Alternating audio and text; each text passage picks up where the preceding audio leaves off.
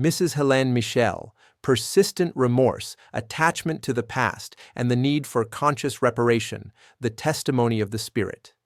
Mrs. Helene Michel, presented in the second part of Heaven and Hell, reveals how consciousness can remain in suffering when repentance has not yet transformed into lucid acceptance and real movement toward transformation.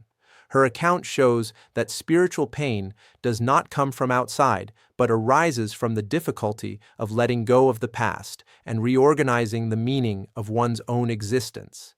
Mrs. Helene Michel manifests with preserved lucidity and identity, yet deeply marked by memories, guilt, and unresolved feelings.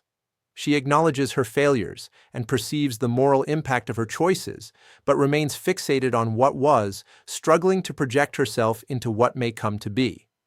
This attachment to the past sustains a state of continuous suffering. Modern depth psychology helps to understand this picture. When the mind remains ruminating on past events without moving forward to elaboration and repair, a self-reinforcing cycle of pain sets in. Stagnant regret does not free, it traps.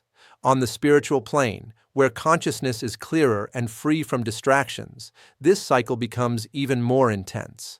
Spiritism clarifies that the suffering of Mrs. Helene Michel is neither punishment nor condemnation. It is a natural consequence of incomplete regret, which acknowledges the error but has not found the path to effective inner change.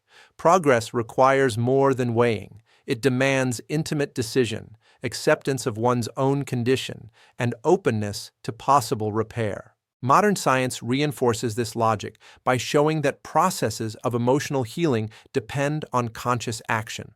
Acknowledging failure is essential, but liberation occurs when a person allows themselves to learn from the experience and build new meanings. Without this step, consciousness remains trapped in suffering. Another important point from the testimony is Mrs. Helene Michel's difficulty in accepting help. Moral pain tends to isolate when consciousness believes it does not deserve support. This feeling of unworthiness is one of the greatest obstacles to spiritual progress. Spiritism teaches that no one evolves alone. Help exists, but it needs to be embraced.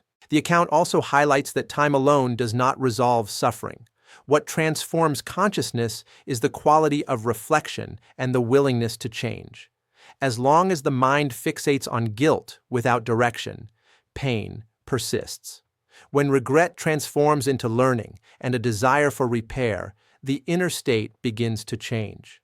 Mrs. Helene Michel represents many sensitive consciences that suffer intensely for their mistakes, but have not yet learned to forgive themselves and move forward. Her testimony reminds us that spiritual justice does not require self-destruction, but responsibility accompanied by hope.